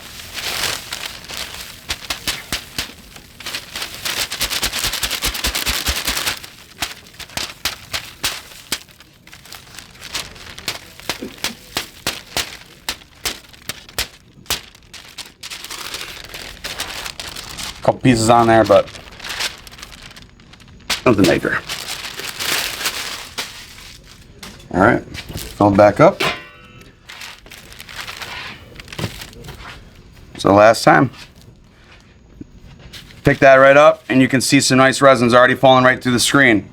I'm not even gonna scrape this yet. I'm gonna go through and I'm gonna tap this, because there's gonna be a lot of resin already in here that's already small enough to go through that. Get it laid out, and then scrape.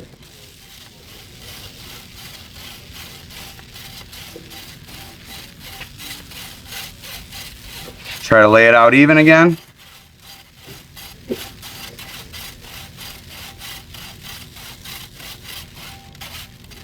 And you see how easy that worked through that time.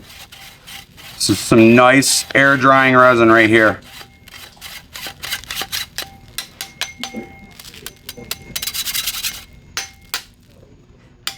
And that's it. So we're gonna leave that to dry one more time, and then when I go to take it home, we'll do it one last time. I'll throw it in a jar. When I do that, I'm actually gonna run it through an even smaller sieve, just so you guys can see that, and it'll break down a little bit farther. And then we'll throw it right on the cooler, right on ice, and I'll take a video of it when I pull it back out of the freezer, probably tomorrow I'll probably take it home, put it on the freezer tonight, and then tomorrow morning I'll pull it out. I'll sieve it again onto a sheet pan and then put it on my bread. I have a large bakery bread rack with big half sheet trays. So I'll lay it on, I'll put it on that, and then that's where it'll stay for like the final 2 days of drying. So, and then I'll make sure to post some pictures for you guys after the final. So that's where it's at, and you can get a good look at that. You guys are welcome to come up and walk through here and take a look at it. So I make that, and then I cut these little wings.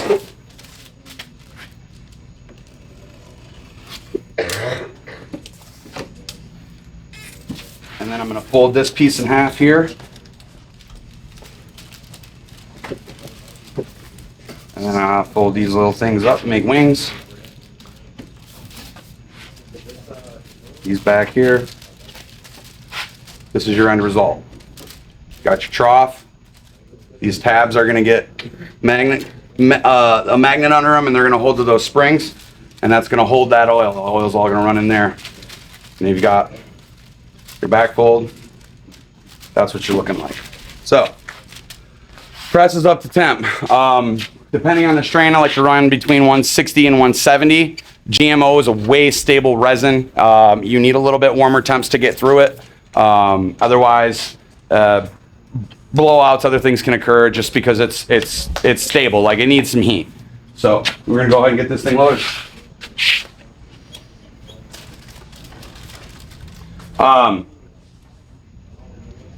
Flap on your press bag down, and I like my parchment press, at least the way that I do it. And I'll show you how to whip up some finished hash. This I pressed last night. I did accelerate the cure a little bit just so I could show you guys some whipping technique. This is not going to be a perfect end product. This is just for show. So we got our. What's that? I do not normally heat tech, but yes, that went on a seedling mat just overnight, just to kind of speed it up. So, but normally I do not do that. I just cure room temperature, like 70 degrees. That's a great point. A lot of people, he's brought up heat tech. Some people are like putting in the oven and straight up heating it up to like 250 degrees, straight liquid, and boiling it. You are cooking terpenes when you do that, and it's not really needed. It's a weird technique, honestly. Yep. You're cooking terpenes, but at the same time, you're converting certain terpenes from monoterpenes. You're making certain terpene profiles more complex. They've actually done a lot of testing that if it's done in a closed jar right, you are not actually losing terpenes. You may actually be gaining them, unfortunately. As weird as that sounds. Yeah. Kind of new. These are new findings, like in the last. If you're doing carts, that's the way you do it too. Yeah, so doing carts too is like a little bit different because you want to really agitate cart material in order to get all the bubbles out of it. So when you do carts, you're going to be doing those on a heated magnetic stir plate. You're going to melt your hash down. You're going to fully decarb it. When you do heat techs, you do not fully decarb your hash. You are melting to a liquid form, and then you are putting it on a heat source to crash that THCA. You're trying to achieve the same thing that they achieve in hydrocarbon. I will be going on the road here with a very well-known professional very soon who is known for rosin jam. He's kind of the originator of it. Very lucky to have this position, and I'm looking forward to it. But I am not a rosin jam guy. I am probably the equivalent of the rosin jam guy in cold cure. So it's probably also partly why I got the gig is I see myself as a very even balance to what this guy has going on as far as moving forward in the education field in this industry. So can we save it? Acclimate your jar to your room. If you pull it out of the freezer, do not immediately open your jars. I don't care if it is a single jar of full melt, a single jar of rosin, or a massive jar like this that you have to work. Make sure that it is not frosting and not condensating before you open it. Here are...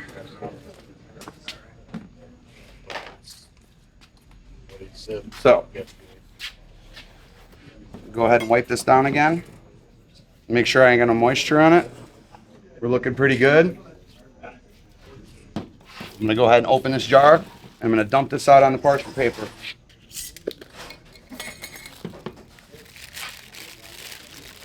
If you guys would like to come up and take a look at this, you're more than welcome to. This is freeze-dried hash. This is 73 to 159 Bickett. So this is very similar to what we just pulled, only this has been through my freeze dryer. Just gonna go ahead and chop this up a little bit.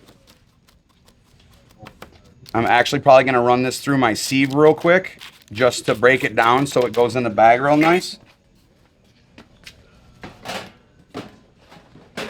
Wherever it went. Okay.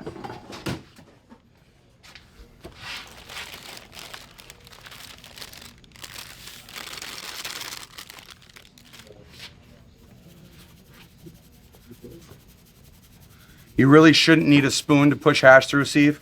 You should just be able to shake it out. Sometimes you get some chunks and you got to kind of poke them a little bit, but if you can't chop it down really and get it through there, then you got to be real careful with a freeze dryer, because a lot of times you can get ice left behind that your dryer did not fully get out. So if you know your hash is dry and it's just been put in the freezer like this and you're pulling it back out, a couple little chunks like that left out of the sieve when you're breaking it down just to put it in bags aren't going to hurt anything. We just really want some consistency in our bagging as we bag. So now I can press a lot with this machine. Most of you guys are going to press 5-10 grams at a time. I'm going to explain a very complicated process, but in this process you are going to learn more than what you need to know. Generally, if you're pressing that small amount, you're not going to need 3 bags. I run 3 bags when I'm running large amounts. This is 33 grams of full melt. You're going to start with your smallest bag. For me, it's going to be a 25 micron. Now, a lot of people are going to wrap double 25s. Even with smaller press amounts, 5-10 grams, they're probably going to wrap double 25s or a 25 and then a 37, and they're not going to press with anything else. They're going to run those 2 bags. If you're running low amounts like that, you can get away with that. If you start running more than 10 grams, getting into the higher amounts, and especially with the lower temperatures, you're going to need a larger bag, in which case I wrap a 3rd bag around my load. And this is a 160 micron bag. So I'm going to go from 25 to 37 to 160. This is for grip. It's very coarse, and it will grip to the parchment paper inside the press and keep from the bag slipping and blowing out. Blowouts are gonna happen. The best thing you can do is stop immediately, release the press, pull it out, peel your blown out bag away from your parchment, and then find a way to even it out, fold it up, and somehow get it in a clean, fresh bag so you can attempt to repress that. That is gonna be the only way to save that. Do your best to get that out of the paper and away from the other hash as quick as possible. Sometimes you get full melt that comes out of the bag because the bag ends unfold. That gets mixed in the parchment with the pressed hash. You got to take a dabber and kind of cut out around it. You can kind of scoop that little bit of hash up with your messy bag and fold it in there and stuff it in your other fucking bag and just repress it. What size micron? 25s. Yep, 25s. Generally, you're not going to go below a 25 micron bag. No, I'm saying if you have a blowout. If you have a blowout, you definitely want to go back down to at least to a 25. Yep. So we didn't run a 25 micron bag. We ran a 45 micron bag as our lowest. So our smallest heads that we have are 45 micron. That's why we run a 25 micron bag. So we can retain the contaminant from the resin head back in the bag. We only want the rosin. We only want the juice. You get a blowout, like I said, mix in a 25 gallon in a 25 micron bag and put it back in your press. If you've got it at that point, run a bag for grip. It's always good to have a set of 160 bags in your quiver that match whatever size bags that you normally need. Keep these around. 25, 37, 160 is what I run. A lot of people will run 25, 25, 160. I do not like doing that. I like the flow rate that I get with the 37. So, what's that? What dimensions of bags do you use? I run 3x6s, but that's because I run this low temp press here right now. I'm at home, and that's just what I do. I can fit 80 grams in one of these bags and press it out of this press and waterfall it. Those are 4x7, 4x7, 5x9. Honestly, don't quote me.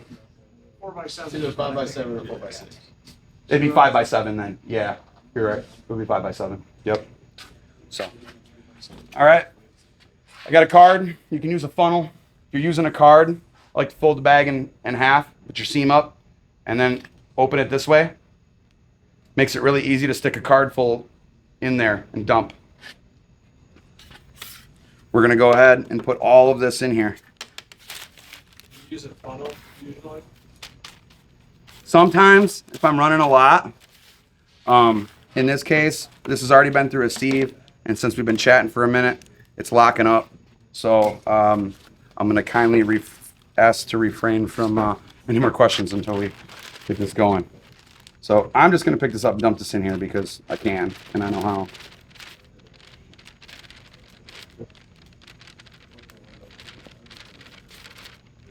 Chunky. Ready to poke it if I need to. Gonna get it down. There we go.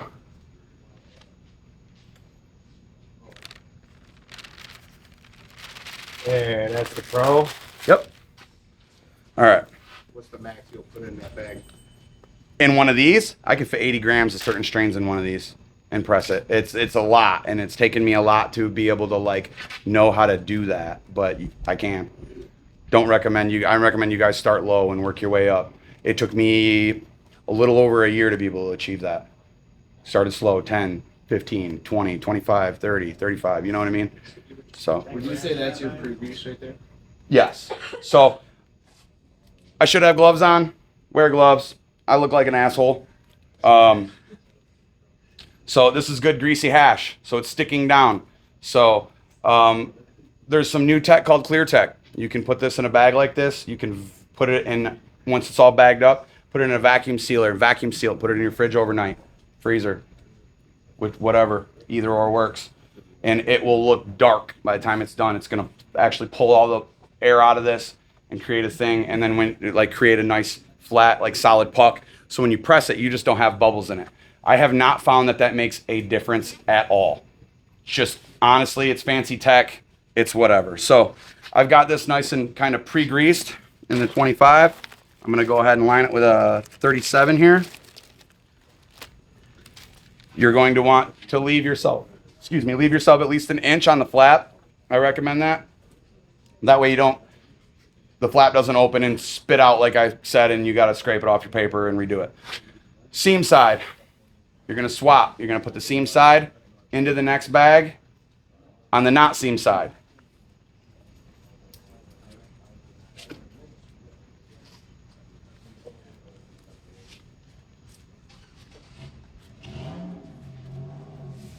Get that in there nice like that. That's our second slip. Fold that over. Make sure it's nice and tight down in there. I'm going to take my 160. Same again. Flip it. This one has a seam now. Opposite side.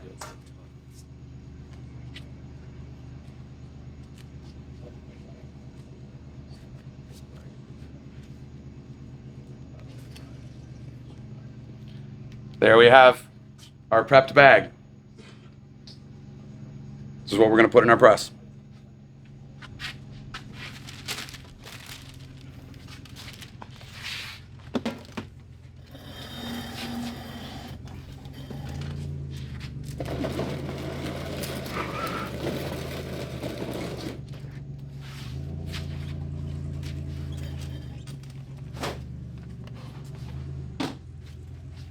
Parchment paper. I'm gonna make a fold. I really, really like these parchment baking sheets for this press specifically. They're pre-cut. Makes it really easy to make the fold that I need. I don't have to go through a bunch of hell. I'm not cutting paper. I don't got uneven corners. It makes the OCD in me happy. What can I say? We're gonna fold that in half, and then we're gonna back fold the top. Roughly roughly 1/3 of the way back from the first fold. Flip that over. And I'm gonna leave this open because I'm gonna do what I call a trough. I'm gonna make a trough out of this. And when I'm running large presses, I'll put a sheet of paper on here. I'll fold this piece back and then it will just flow out and I'll do a waterfall tech. So I'm gonna leave that open. We're gonna fold this back.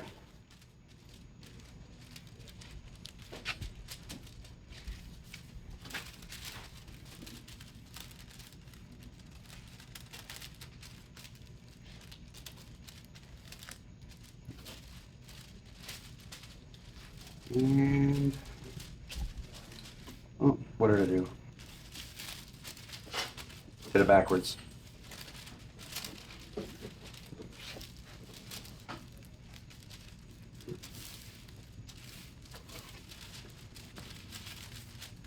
There we go.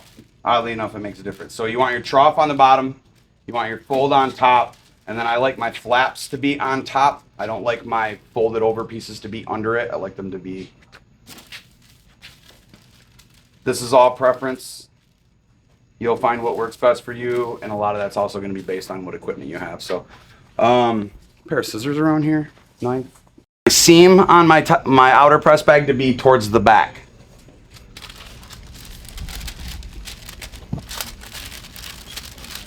So we're gonna do our best to find that in the center of this, and then to slide this in here and make sure that that press bag is pressed is right in the dead center of these plates as well.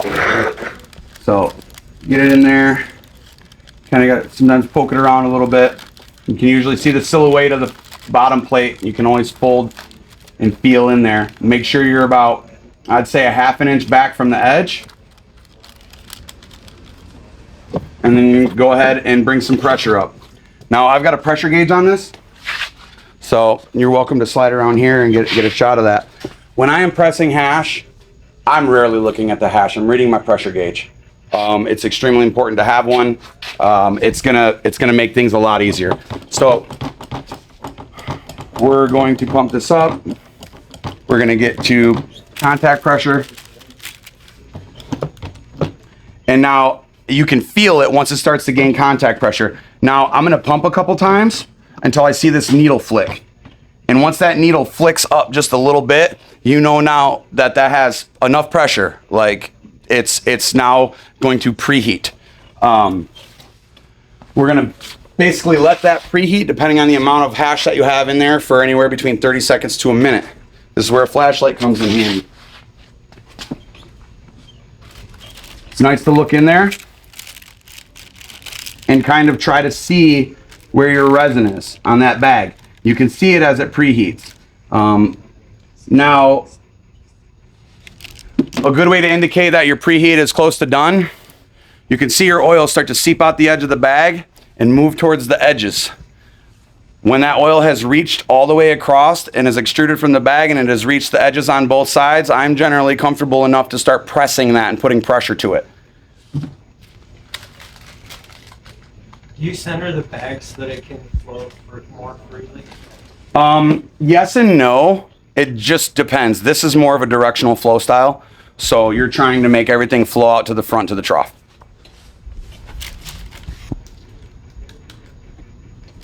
Sometimes you get a little ways through and you need to give it just a slight bit more pressure to get what you need to get out of the preheat because you won't see your oil running to the corners.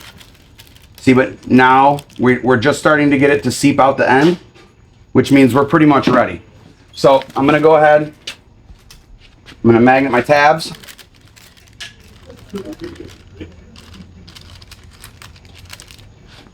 Got my trough, and then you're welcome to come up here, brother, and get a better shot of this. And I'll go ahead and put some light right there for you. All right. And we're gonna go ahead and pump this up. And now, the reason I say your gauge is important is because we don't want pressure. So I'm gonna give this a pump, and I'm gonna watch that needle flick and go back down. And you're basically gonna sit here and watch that needle come up off of 0 and go back to 0 multiple times. Let it go back to 0. You don't need pressure to press hash. You don't need much at all. You give it too much, you get a blowout. You let it go back to 0. Eventually, that needle isn't going to go back to 0. It's going to lock. When that needle locks, you're free to start pumping that up slowly. Now it's locking. It's not going back to 0. So now I'm going to increase pressure. I'm going to give a small pause in between. I'm going to let that needle action. And by action, I mean drop a little bit. As that needle goes up, it's going to drop slower and slower.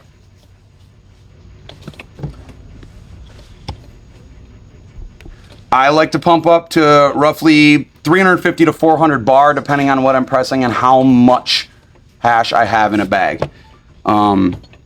Just for whatever sake, I'm gonna go all the way to 400 today, just so you guys can see a nice full press. Now that my needle has mostly stopped moving, you can basically just ramp right up now, and then you're gonna let it sit, and you're gonna wait until that, from your top point on your needle, you're gonna now wait until that stops again. Once that stops again, you can release pressure, pull your bag. Do you know what PSI that equates to? What is it, like just under 6K? I've always read bar. I hardly ever read the PSI mark. I don't know why. I was taught to read bar.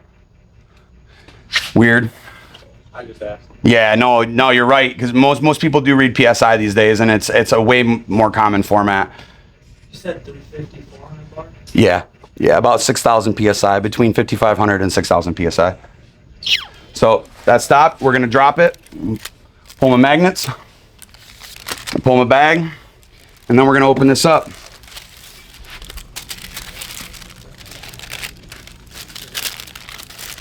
You want to get this opened as quick as possible. Get your bag out of there while your resin is hot. You time your presses. And you should be window painting. By window painting, you should be able to see through the center of that. If you have good quality resin and you're getting this, you're doing a good job, at least at somewhere in your journey. What was that? Do you time your press? Generally, yeah. I usually do about a minute, 30 seconds to a minute pre-press, and then depending on the amount, it's generally between a minute and two.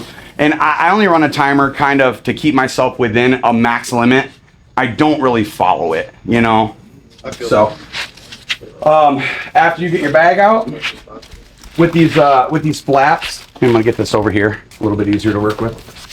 I'll open these flaps up all the way. I'll get my solid side, and I'll flip that down, like even all that out. Press it to each other, and then we'll let that solid up real quick, and then we'll collect it. Doesn't take much at all. This, you can fold these in half. You can second press them. You might get another gram or two. You might not. It depends. You can save them up. You can soak them in coconut oil. You can make edibles out of them. You can do a lot of good stuff with this. Do not throw these away. If you need good, real edible medicine, this is a good way to have your smoke and eat it too.